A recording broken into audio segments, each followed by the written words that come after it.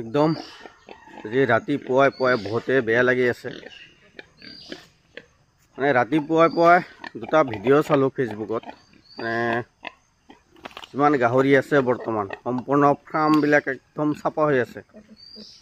আৰু আমাৰ গাঁৱৰ পৰাও মোটামুটি 4 পৰা 5 কিলোমিটাৰ দূৰ হ'ব। সিফালেও বৰ্তমান বেমাৰটো লাগি গৈছে।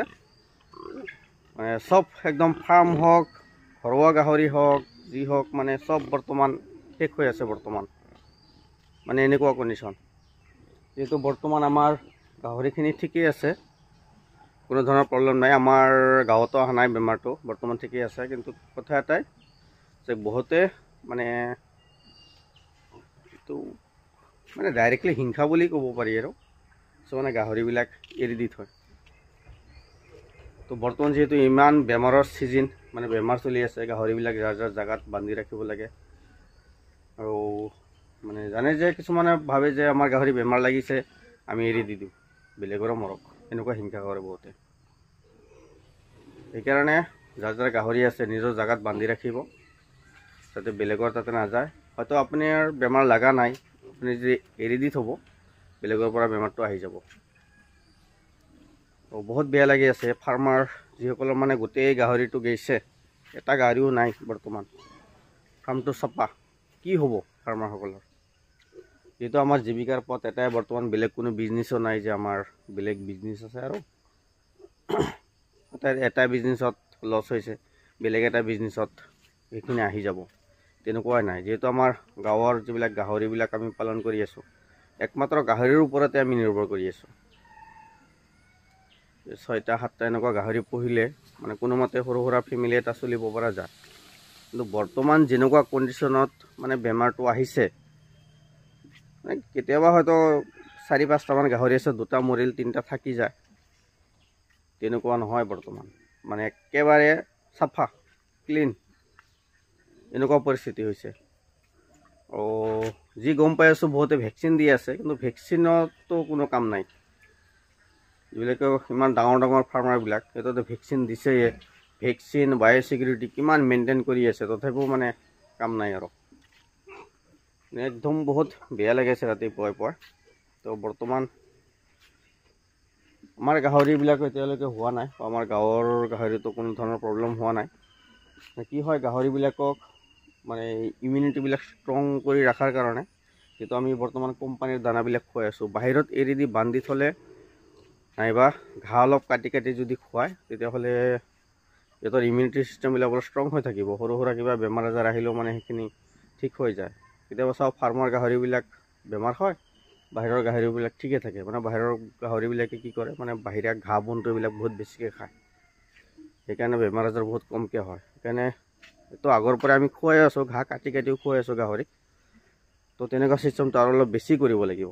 মানে বাহিৰৰ পৰা ঘাঁহ বন কাটি আনি ধুই পিনে তাৰপিছত দিব লাগিব। যিহেতু বাহিৰত বেমাৰ চলি আছে বৰ্তমান, তো ঘাঁহখিনি ধুই পিনে চাফা কৰি তাৰপিছত দিব লাগিব গাহৰিক, যাতে ইহঁতৰ মানে ইমিউনিটি ছিষ্টেমবিলাক অলপ ষ্ট্ৰং হৈ থাকে। যাতে পোৱালিও আছে ইয়াত বহুত, এইবিলাক পোৱালিও আছে বহুত বৰ্তমান, ইয়াত আছে পোৱালি।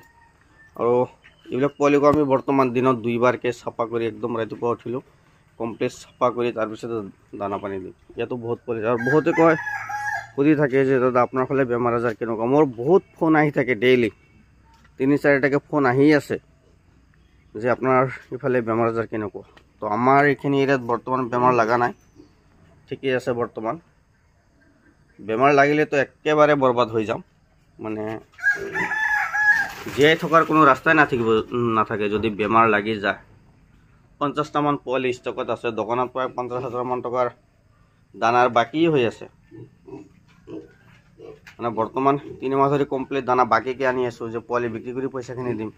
আৰু দোকানেও মানে দি আছে, বোলে হ'ব লৈ যাওক, পোৱালি বিক্ৰী কৰি দি দিব। এতিয়া যদি বেমাৰটো লাগি যায় বৰবাদ। আৰু আমাৰ গাহৰিবিলাক সম্পূৰ্ণ বাহিৰতে থাকে, মাটিৰ লগত কালেকশ্যন। আৰু মাটিৰ লগত কালেকশ্যনটো থাকিলে গাহৰিৰ ইমিউনিটি ছিষ্টেমবিলাক অলপ বেছি ভাল থাকে। আৰু ঘাঁহ বনো খায়, ঘাঁহ বনো কাটি কাটি দিওঁ। তো সকলোৱে সাৱধান থাকিব, বায়'ছিকিউৰিটি মেইনটেইন কৰি ৰাখিব। গাহৰিৰ যদিও আছে ডাঙৰ ডাঙৰ ফাৰ্মাৰবিলাকেতো বায়'চিকিউৰিটিৰ বিষয়ে জানেই, কেনেকৈ ৰাখিব লাগে, কি কৰিব লাগে। কিন্তু য'তৰে 2-3টা আছে, গাহৰিখিনি অলপ ছাইড কৰি ৰাখিব, যাতে মানুহে দেখা নাপায়, ছাইড কৰি ৰাখিব। আৰু আমাৰ গাঁৱত এনেকুৱা এটা পৰিস্থিতি হৈছে যে বৰ্তমান বহুতে আহি আছে মোৰ ঘৰত যে গাহৰি বোলে বেজী দি মাৰি পেলাব, চৰকাৰৰ পৰা কিবা মানুহ পঠাইছে, বেমাৰে হয় মৰি আছে, সেইকাৰণে বেজী দি গাহৰিবিলাক মাৰি পেলাব। মই কি ক'ম, যিটো নজনা কথা, সেইকাৰণে ময়ো তাৰ লগত হয় বুলি কৈ আছোঁ। আৰু কৈ আছোঁ যে গাহৰিখিনি জংঘলত কিবা ছাইডত বান্ধি ৰাখক, যাতে মানুহে দেখা নাপায়। মানে মই সেইকাৰণে কৈছোঁ মানুহে দেখা নাপায়, যাতে বেমাৰ আজাৰটো কমকৈ লাগে। যিমান মানুহৰ ওচৰা ওচৰিত গাহৰিবিলাক থাকিব, সিমান বেমাৰ আজাৰ বেছি হ'ব। ছাইডত থাকিলে বেমাৰ আজাৰ বহুত কমকৈ আহিব, যাতে মানুহে দেখা নাপায়, এটা জংঘলৰ ভিতৰত যদি থাকে। আমাৰো ঘৰৰ পিছফালে আছে মানুহ, ৰাস্তাটো সিফালে আপ ডাউন হৈ থাকে। এনে গাহৰিবিলাক বৰ্তমান ঠিকেই আছে। বোলে পেকো হৈছে, পেক হ'লেও মানে এইটো গাহৰিতে নিজে পেক কৰিছে, এইবিলাক বৰষুণৰ পানী জমা হৈ পেক হৈছে। আৰু ইয়াৰ পৰা ছাইড কৰি দেওয়াৰ ঘাঁহ বন কাটি দিয়ে। তো আপোনালোকেও সাৱধানে থাকিব, যাতে ফাৰ্মত বেলেগ কোনো ধৰণৰ মানুহ সোমাব নিদিব। বেমাৰ আজাৰ তাৰে পৰাও বহুত বেছিকৈ আহে। তো ভালে থাকিব, ধন্যবাদ।